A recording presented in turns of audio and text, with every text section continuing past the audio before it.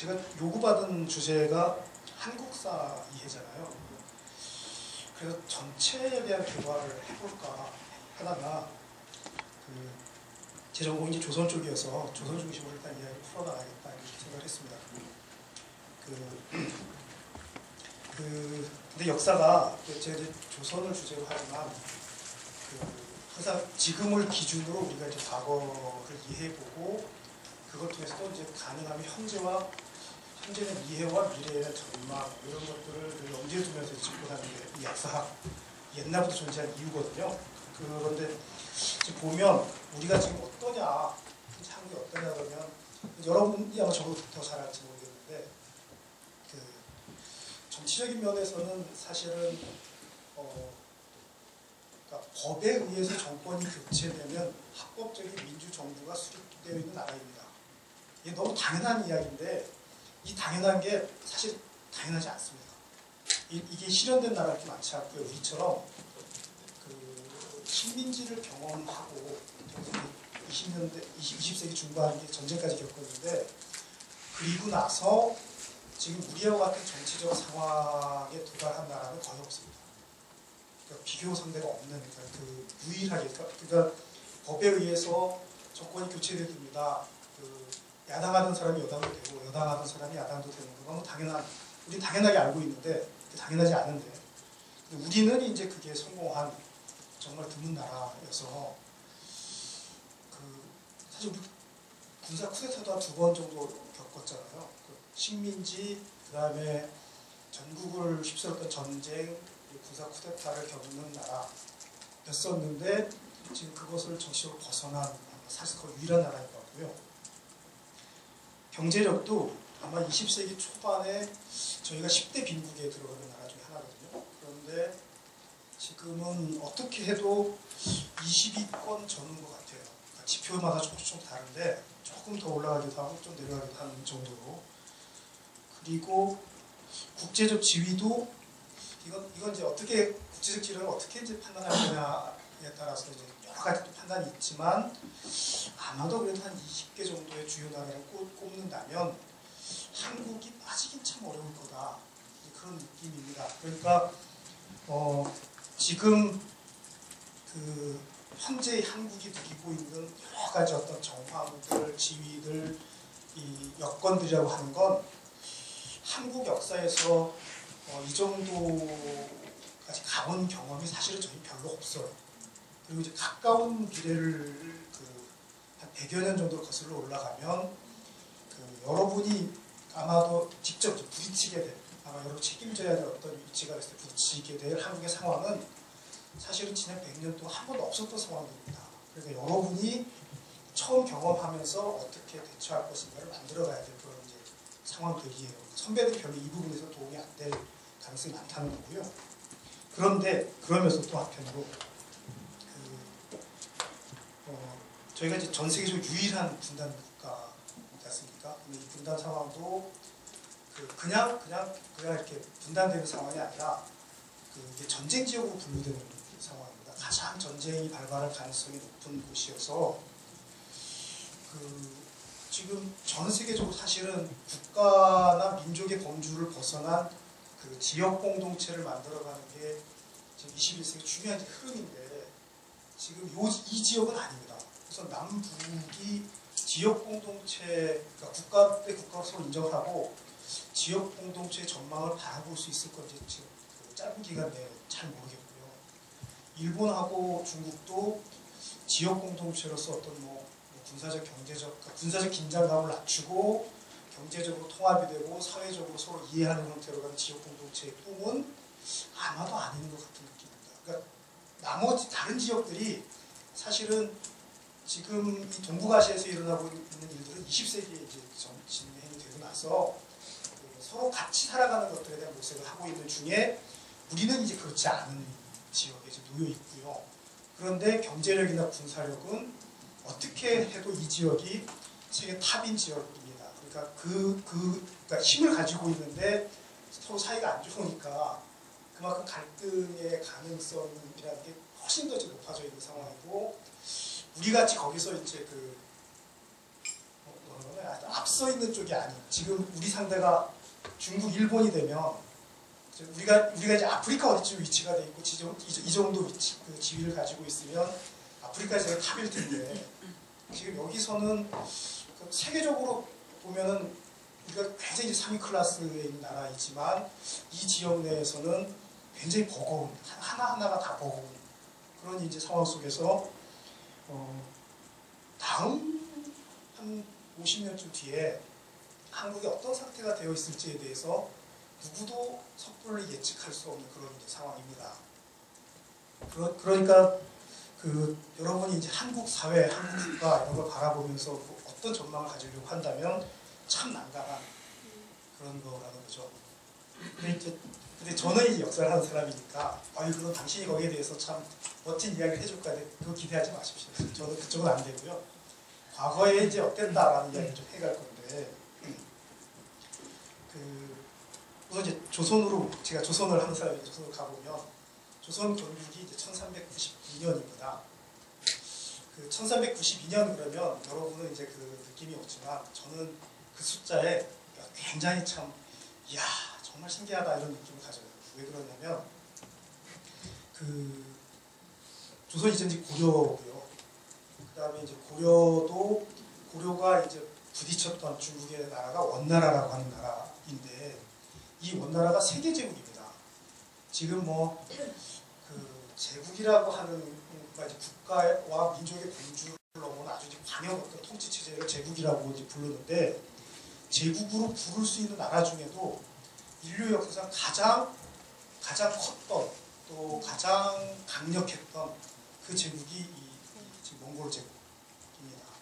마르코 폴로가 이탈리아 어디선가 출발을 해서요 육로를 딱 들어왔는데 그 다음부터 통행증 하나 가지고 이렇게 횡단이 가능한 그런 수상이에요. 그러니까 통행증 하나로 된다는 거죠. 그러니까 마르코 폴로의 세계 여행이라고 하는 게 가능한. 그러니까 만약 이런 조건이 없었으면 너무 많은 장애물이 있어가지고 넘어올 수가 없었을 텐데 이게 가능했던 그런 시대였고요. 근데 문제는 원이라고 하는 나라 강력하다고 이야기하면 할수록 고려라고 하는 나라가 거기에 편입될 때 어떻게 갔을까라고 하면 굉장히 위축돼서 이제 끌려 들어갈 수밖에 없는. 그러니까 우리가 선택할 수 있는 게 아니라 저 바깥에서 끌어다니는 세계 질서 속에 그냥 끌려 들어갈 수밖에 없는 그런 조건으로 들어갔었던 거예요.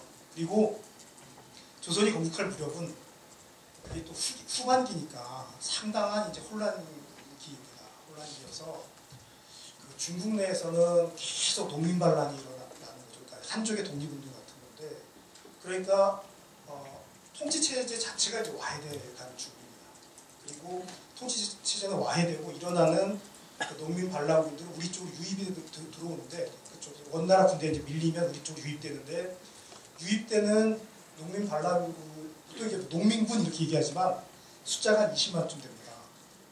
그럼 숫자 20만이면 고려가 그때 운영할 수 있는 군대가 얼마냐면 최대 동원하면 한 10,000명 정도를 동원하면 이제 주력 부대가 10,000명쯤 되고요. 이 부대가 돌파를 당하면 다음 방어선을 저희가 되게 어렵습니다. 그러니까 그 한쪽 농민군이 들어와서 평양선쯤을 넘어올 때 거기서 방어를 못하면 왕이 이제 남쪽으로 이렇게 밀려 내려가게 돼 있습니다. 곤민왕 같은 경우는 그래서 안동까지 또 거치거든요. 공주성까지 가는 거는 뭐 항상 있는 일이고요. 근데 그렇고 남쪽에서는 일본이 지금 이제 남북 쪽 분열기여서 그 내부적으로 이제 그 내전이 계속 전개가 되고 있는데, 이 내전이야 뭐 일본 문제니까 우리한테 큰 관심은 아닌데, 그러다 보니까 지역 사회에 대한 어떤 컨트롤이 안 돼요. 원래 일본이 되게 특징적인 나라이긴 한데, 그러니까 지역 사회에서 농사를 짓고 해결이 안 되는 사람들은 결국 밖으로 뛰어나가고요. 우리가 잘하는 외부라고 하는 것들이거든요. 정말 우리도 휩쓸고 중국도 휩쓰는데, 그 외부가 일본 사람들이 이걸 상인으로 설명을 합니다. 근데 외부가 하는 상행위의 제1번 상품이 뭐냐면 사람이거든요. 사람 잡아내서 파는 거가 이게 가장 남는 거죠. 힘도 안 들고 그냥 잡으면 되고, 팔면 현찰 가격 딱 나오고 뭐 관리도 편하고 있죠. 어디서 언어가 되고 이러면 등등 해서 중국 해안선 일대, 그리고 우리 같은 경우는 우리가 바다가 세면이니까 세면 다 들어와서 경우에 따라서는 이제 수도 지역까지 위협받는 이런 일들이 빈번하게 전개되는데 문제는 그 문제를 조정하기 위해서 협의할 수 있는 협의체가 일본에 없다는 거예요. 그래서 이걸 조정해 달라라고 이제 가서 이야기를 해야 되는데 왜냐면 아니면 이제 우리도 군사적 대응은 하지만 근본적으로 일본 내에서 이 문제를 해결해 줘야 되는데 해결해 줘야 될 정부 자체가 없는 상황입니다. 그러다가 이렇게 이제 벌어지는 상황이었다가 그 1368년에 그 명이라고 하는 나라가 등장을 합니다. 원래 중국의 주요 왕조가 황하강 일대에서 이제 나라를 일으키는데 명은 그 양쯔강에서 일어난 나라예요. 그러니까 그 배후에 굉장한 농업 그 생산력을 가지고 시작을 하는 그런 나라이고요. 그리고 그 군사적으로 원나라라고 하는 세계 미중유해지 강국을 상대로 이게 지금 계속 밀어내는 중이기 때문에 그 조심스럽게 나갑니다. 아주 막 그 원는 막 적극적으로 막 일단 원정 이러고 나서 그 다음에 협상 이러는데 명은 하여튼 조심스럽게 이제 이렇게 밀어 올라오는데 1368년에는 일단 상당히 안정된 그 궤도에 오르게 됩니다. 이게 이제 명 건국을 이야기하는 시점이고요. 1392년에 일본의 그 남북쪽 그 예란이 종식이 됩니다. 같은 해에. 그리고 우리는 조선이 건국이 돼요. 그러니까 1392년 시점에서 드디어 이 동북아시아 지역에서 국가적 차원의 전쟁은 종식이 돼요. 그리고 또 지금 같은 이제 여러 가지 문제들이 있을 때 협의해야 될 협의체가 생깁니다. 그 정부가 보인다는 거죠. 상당한 영역을 적절하게 통제하고 있는.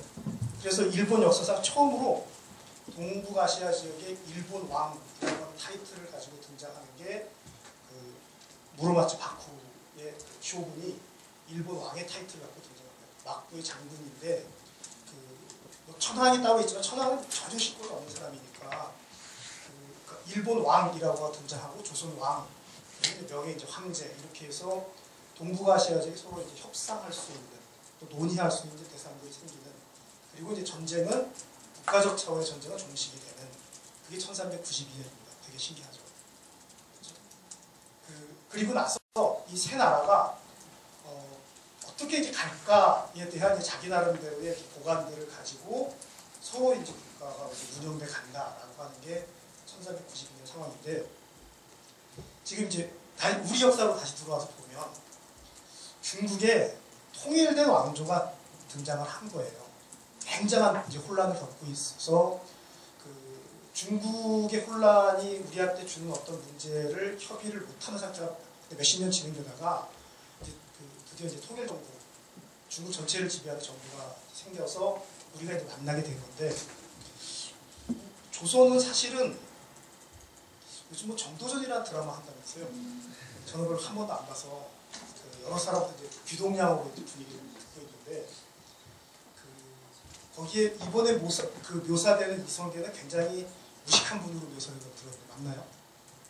약간 사투리가 강하시고 근데 백석의 시를 혹시 읽어보셨나요?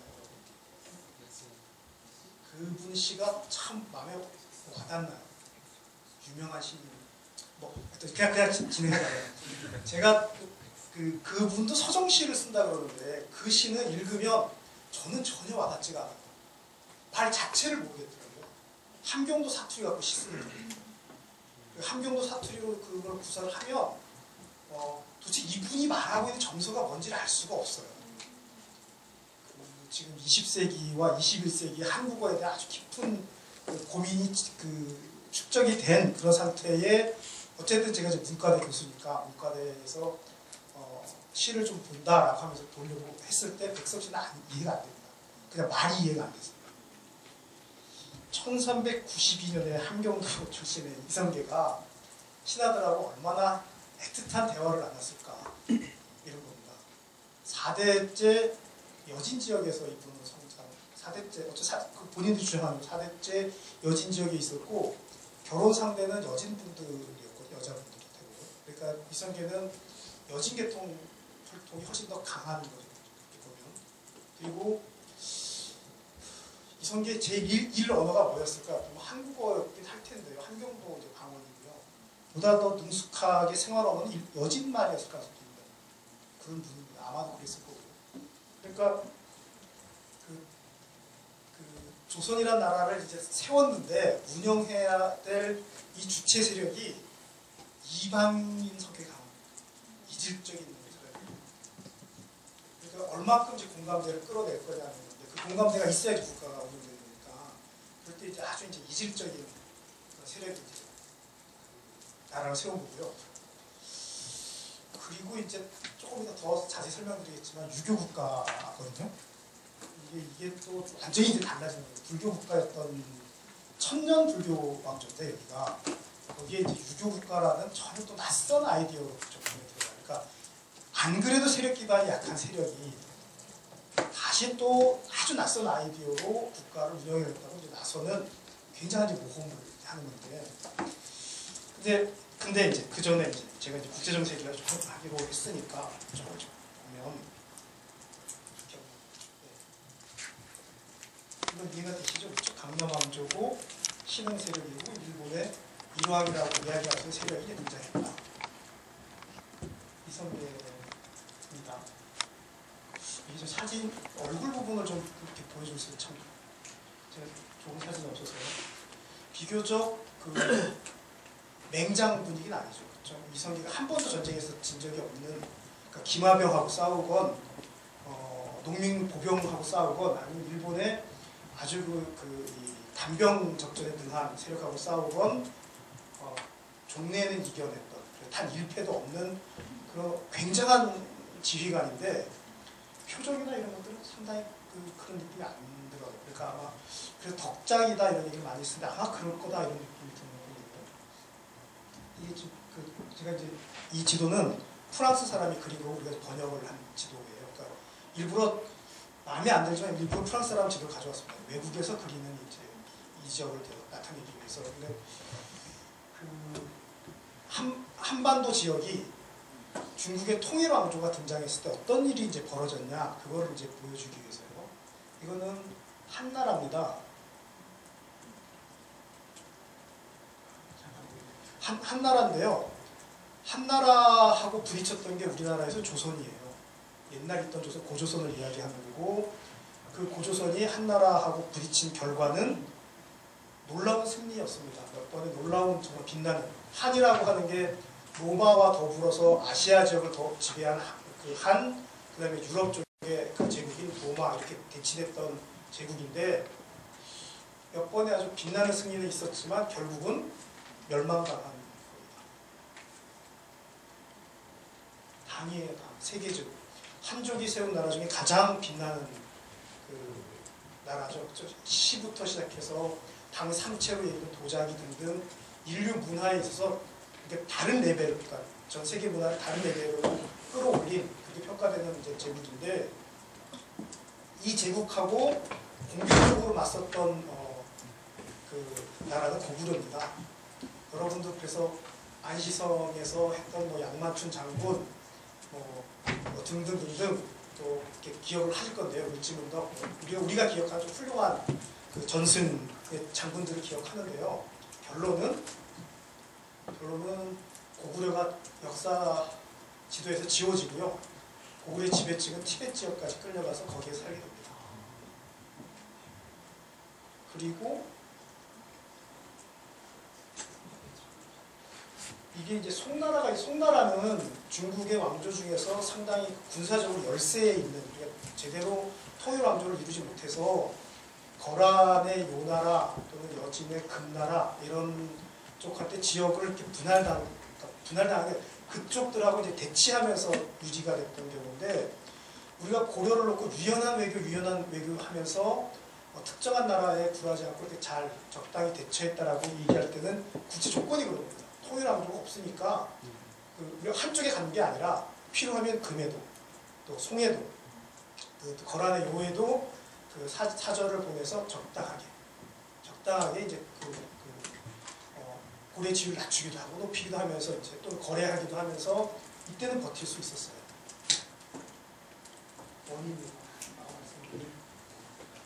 태평양부터 뭐 이쪽 지역하고 그다음에 지중해까지가 이제 국경선을 이루는 국경선이라고 얘기할지 모르겠지만 그리고 이 안에 우리 여러분 참고로 이 지역이 사실 중개무역을 통해서 굉장한 부를 집적하는 나라들이에요. 지금은 그 지하자원을 개발해서 아마 다시 또 그 부를 획득하고 상당한 국제지위를 가질 걸 앞으로 다른 위치를 가질 걸로 예상이 되는 그런 나라들인데 그 러시아 전체까지 그러니까 러시아를 전체 판도를 이민족으로 지배해본 유일한 나라입니다. 그러니까 나폴레옹과 히틀러가 끝까지 성공하지 못했던 거죠. 성공했으면 아마 또 세계사가 달라졌을 텐데 근데 몽골은 이 전체를 다 지배를 했었고요.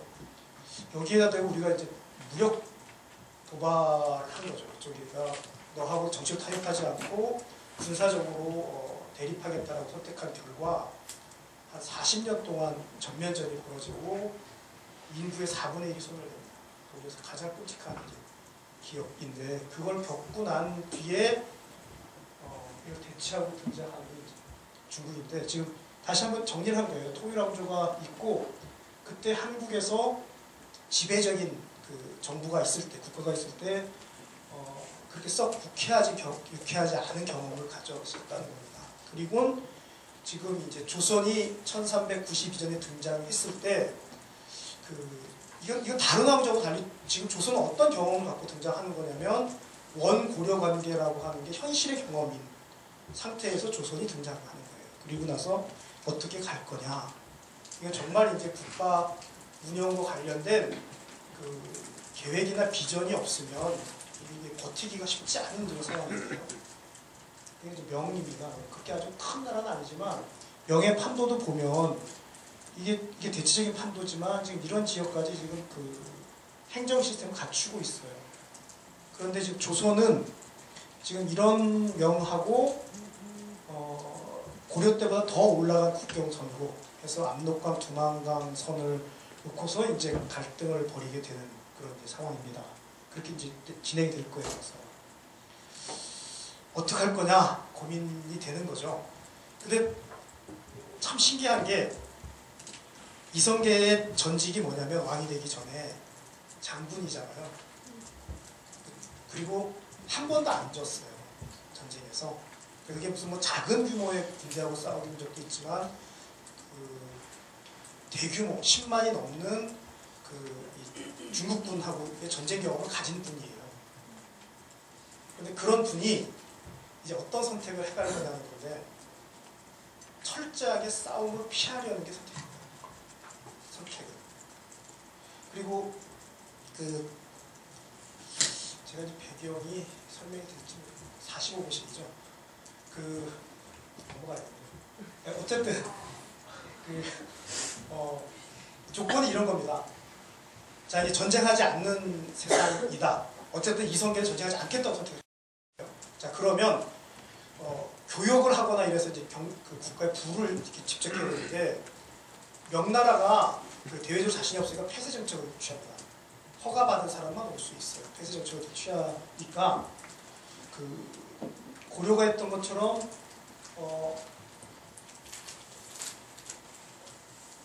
폐쇄 사회에서 이제 무역을 통한 어떤 집적은 안 되고요.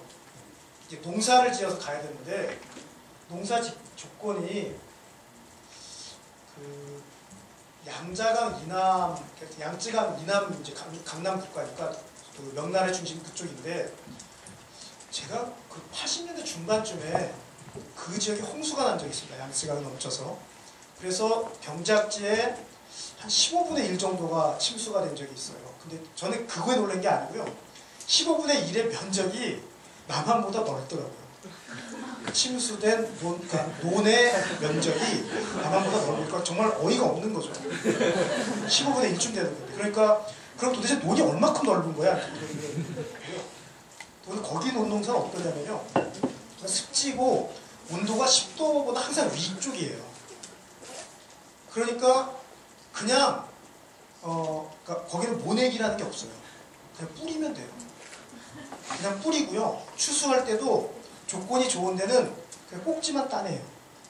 그게 추수예요. 그러니까 이렇게 밑에 쳐내는 게 없이 꼭지만 따냈다가 기다렸다가 또 연글면 또 땁니다. 그러니까 1년에 2장이 가능한 그런 조건들이에요. 이론의 조건이. 일본도 그 남부 지역의 3분의 1 정도가 이게 가능한 곳입니다. 근데 우리가 지금 그러니까 쌀로 가자는 거거든요. 쌀이 이제 굉장히 중요한 작물이어서 쌀로 가는 건데, 우리는 선진 지역에서 2년 3작 밭농사를 하는 나라예요.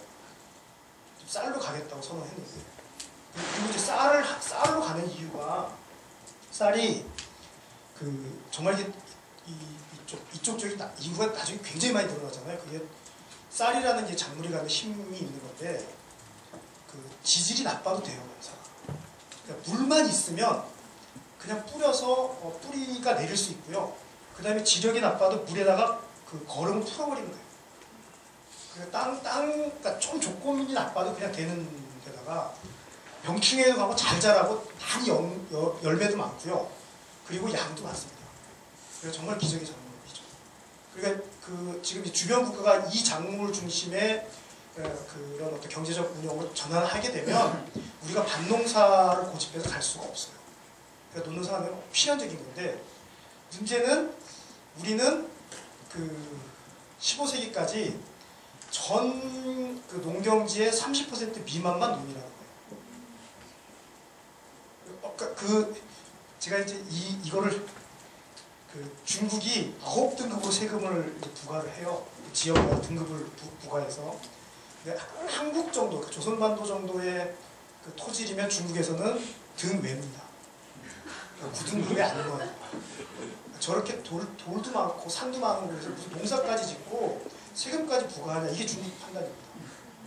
근데 우리는 이제 나라를 만들어서 1대1로 부딪혀야 되는 거고요. 그 다음에 이제 인구인데, 인구가 이 전통시대 인구는 잘 안 잡힙니다. 정확히 안 잡히는데, 근데 돌출된 지점 가지고 추정을 해보면 10배로 잡으면 가장 격차를 좁힌 거고요. 15배 이상 차이가 날 거예요. 근데 전통시대는 인구가 힘입니다. 그게 군사적 힘이고 경제적 힘이에요. 군사적으로 100만 군대가 몰려오면 우리가 이제 정말 촘촘히 다 동원하면 10만쯤 이렇게 동원하면 그게 한계선인데, 거의 전투병력이. 우리가 그냥 단순히 이기려면 한 분이 10명씩 격파하시면 돼요. 여러분 전통시대 딱 해서 중국군하고 맞섰으면 여러분 어떤 조건이든지 딱 나가서 10명 쓰러뜨리고 내가 쓰러지면 우리 비길 겁니다. 될 거냐는 거죠. 그러니까 이성계라는 분이 아는 분이에요. 그쪽 전력을 알고 군사적으로 능력이 출중하기 때문에 장기적으로 겨룰 수 없다고 생각해요. 더구나 군사작전하는 사람은 경제적 보급량이 되게 중요한데, 경제적 보급으로 가면 그때는 답이 더 안 나옵니다. 그건 100배쯤 차이가 난다고 얘기해요. 그러니까 중국하고는 지금 이런 말들이 80년대 이럴 때는 전혀 우리가 중국을 만난 적이 없으니까 80년대, 90년대에는 아무 문제가 안 됐어요. 모르는 거예요. 그리고 우리 역사에서 중국이라는 나라를 잊어버리고 살았던 20세기 후반기가 이 남한 지역에서 중국을 처음으로 의식하지 않고 살았던 역사입니다. 그 전에는 그래 본 적이 없는데, 우리가 지금 의식하잖아요. 중국하고 딱 만나보니까 우리가 중국하고 경제적으로 겨루자 라는 생각은 안 하죠. 군사적으로 겨루자. 일본 분들은 이걸 부담스럽게 하는데요. 지금 만약에 이제 중국의 비행기들이 오고 우리도 비행기가 뜨면 우리가 가지고 있는 미사일로 완샷 완킬을 할 경우 우리가 집니다. 그래도 총알이 부족해서. 군사력 차이가 그 정도예요. 함대도 마찬가지입니다. 함대도 이미 지금 이제 항공모함까지 들어왔으니까 더 이제 비교가 안 되지만, 그러니까 우리가 저쪽을 가만히 있고 우리가 지금 하나로 하나씩 가라앉힌 다음에 그 다음에 승부를 겨뤄도 우리가 집니다. 대만이 우리랑 전투력이 비슷한데 중국 군부가 대만에 대한 작전을 15분 잡고 있습니다. 15분이면 전멸시킬 수 있다고. 근데 15분은 사실 병력이 이렇게 포진하는 시간이에요. 그러니까 딱 위치만 되는 건데, 그게 지금 중국이 대만이 전투기의 제작 기술이나 이런 게 우리보다 앞서 있는 나라는 잘 모르겠어요. 그러니까 미국이 그 국가적 필요에 의해서 주요 기술을 이전해 준 나라여서요. 우리보다 그러니까 지상전 그 기능은 좀 떨어지지만 나머지 부분은 우리보다 앞서 있는 나라예요. 근데 중국 입장에서 중국의 남부군이 투입됐을 때 15분이면 제압이 가능하다는 거니까 지금의 중국이 우리랑 어느 정도 차이인지 느낌이 오시나요? 근데 이게 전통시대도 마찬가지예요. 국경을 맞댔을 때 갖는 그러니까 압박감이 있는 거예요. 중국이라고 하는 나라에 대해서. 그런데 이제 이 신흥 세력이 유교 국가를 지향하기 이게 정말 참 기막힌 시도인데요. 천년 불교 국가예요, 지금 나라가. 그리고 이제 유교적 아이디어로 이걸 뒤집겠노라 라고 이야기하는데 아마도 신흥 세력이니까 이 선택이 가능했을 거예요. 그러니까 이 통치 수단으로서의 유교가 아니라 삶의 이념으로서의 유교를 이제 강조해 나가는 거예요. 그냥 행정적 시스템 하는 유교가 아니라 지금 어떤 거냐면 국왕은 천명을 받은 통치자다. 부처님의 제자가 아니라 천명을 받은 통치자다. 그리고 그 천명은 나한테 왜 왔냐면 내가 덕이 있는 사람이니까 온 거다. 그 덕을 알 수 있냐? 천명이 갔으니까 덕이 있는 증거고요. 사실은 알 수 있다고 봅니다. 사람은 알 수 있다. 어떻게 아냐면 그 사람이 한 행동을 보면 덕을 유추할 수 있다. 뭐 이런 아이디어의 근거한 개념들을 가지고 있어요. 그런데 이게 그냥 이제 한 가지만 예를 들어보면 유교적으로 간다는 게 개경이 불교 사찰이 그 큰 사찰하고 중국 기록이 잡히는 게 그 70개쯤 됩니다. 개경 안에 있는 사찰이. 그 다음에 이제 보통 우리는 한 300개가 넘었을 거로 보는데요. 그 직경으로 4km쯤 되는 원으로 되어 있는 게 개경의 범주거든요. 그러니까 지금 서울의 사대문이 비슷한 그 구역인데요. 사대문 안에 절이 400개 있다. 어떤 느낌이신지 아실 건가요? 요즘 교회랑 비슷한 거예요.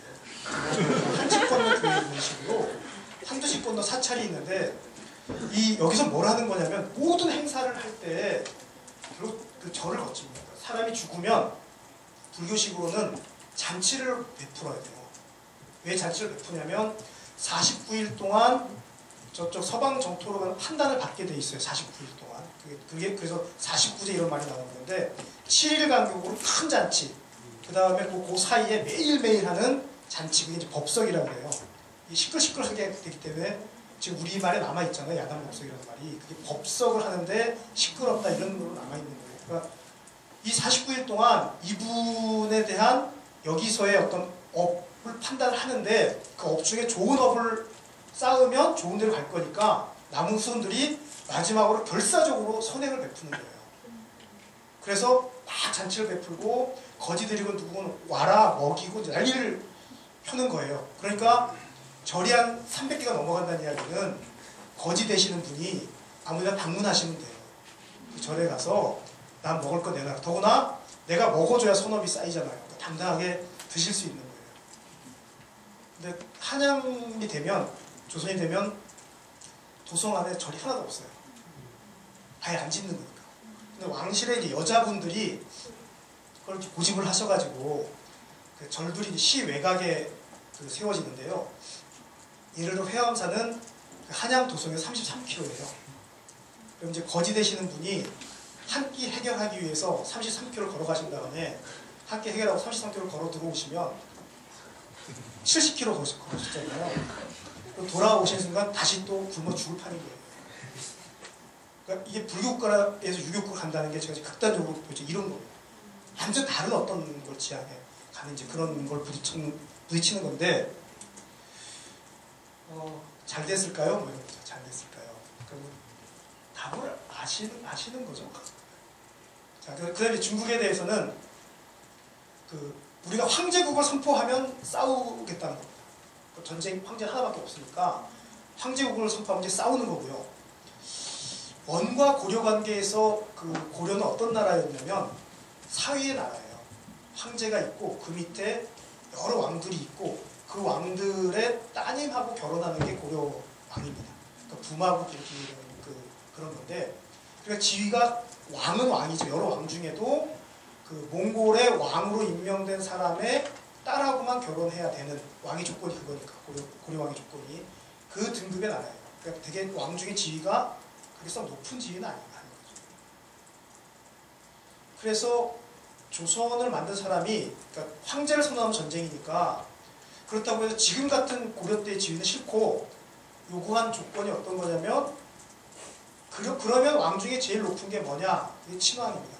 황제의 친아들, 그러니까 황후한테서 난 친아들이 이렇게 봉해지면 갖는 게 친왕이에요. 근데 황제하고 혈통관계가 아니니까 당연히 친왕은 아니죠. 그렇죠? 그런데 요구하는 게 우리는 친왕으로 대우해달라. 그러면 니네 말을 들으면서 가겠다. 이게 이제 중국에 대해서 조선이 사대주의를 했다라고 아주 쉽게 이야기해요. 교과서에서 쉽게 얘기를 하는데 여러분이 이제 이때 사람이었다면, 정책 담당자였다면 이제 어떻게 할 거냐는 거거든요. 새로 등장한 명하고 인구는 15배쯤 되고 그 다음에 경제력은 100배쯤 되는 나라랑 전면전 하자. 그래서 이기면 정말 아시아의 스타가 되는 거고 지면 중국어 하면 살면 되지 뭐 이러면서 그게 국가를 정책을 만든 사람이 할 수 있는 판단이라는 거예요. 그런데 명하고 친하게 그러니까 어쨌든 이렇게 가려고 하면 저 관계는 쌍방의 문제이기 때문에 저쪽에서 저거를 받아주고 인정해줘야 돼요. 그런데 다시 명예 입장으로 보면요. 지금 아까 말씀드릴 때 몽골의 왕족 국가잖아요. 거꾸로 이야기하면. 그리고 지금 몽골하고는 지금 군사적으로 밀어내고 있는 중입니다. 그런 고려를 믿겠느냐라는 건데 이제 희망은 생긴 거죠. 새로운 세력이 나라를 세운 거예요. 그러니까 이야기할 지점이 나오는 겁니다. 그럼 이제 이 나라는 그러니까 이제 힘겨루기가 시작된 거예요. 전에 고려왕이 가졌던 권리와 통치 영역에 대해서 상당 부분을 명의 직할 통치를 하겠다는 입장으로 나오는 거고요. 우리는 함경도 지역 일대에서 일어난 나라니까 그 지역을 포함한 기존의 그 지역 전체에 대한 통치권을 갖겠다고 주장하는 거예요. 그런데 우리 왕의 지위는 전에 말했던 부마국이 아니고 니네 아들이 친왕의 지위로 인정해달라고 들어가는 거예요. 그리고 이제 서로 힘겨루기가 시작되는 거예요. 쉽지가 않죠, 참 살아가는 게. 이걸로 합시다. 이게 성종 때 만들어진 세계 지도고요. 우리가 그린 겁니다. 그리고 이거 일본에 있는 거예요. 일본 유출됐고 다행히 그냥 남았는데 1392년의 조건을 제가 말씀드렸잖아요. 새로운 유교 국가, 새로운 지역의 세력, 그리고 나서 동아시아의 3국과 경쟁하는 농업국가. 그런데 100년쯤 지나고 나서 일본 보이시나요? 우리 역사상 이게 일본이 가장 지도상에 작게 그려진 지도입니다. 세계 지도에서. 그러니까 조선 입장에서 볼 때 일본은 우리의 3분의 1 아래인 나라인 거예요. 같이 거래를 해보니까. 중국은 이제 우세를 인정하긴 하지만 대충 보면 우리가 한 3분의 1은 되는 거죠. 그렇죠? 그러니까 10분의 1이나 그 이상의 실질적인 차이가 있을지 모르는데 15세기 한 100년쯤 지나고 나서는 우리가 한 3분의 1 정도의 규모는 되는 나라인 것 같고 그 정도 급으로 부딪히려고 노력합니다. 그러니까 우리가 알고 있는 객관적 지표랑 15세기에 성종 때 그려진 지도인데 그때 조선시대 사람들이 생각하는 지위는 훨씬 더 넓혀져 있는 거죠. 무로마치 막부는 이때쯤이면 이미 몰락해서요. 다른 막부 바뀌는 중이고요. 중국에 대해서 우리가 남긴 기록에는 이것도 나라냐라는 기록들은 많이 남깁니다. 형편없다고 보는 거예요. 그리고 잘 아시는 거 조선은 이제 20세기까지 내려가지만 명은 17세기가 되면 문을 닫게 됩니다. 그러니까 이제 왕조로서의 한계가 다 수명을 다 했다는 거죠. 그러니까 이제 참 신기해지는 거죠. 모든 게 다 열세였는데 조선이라는 나라는 한 100여 년 만에 놀라운 성취를 했구나. 그게 뭘까? 둘째 시간에 들으세요. 질문 있으신가요? 네.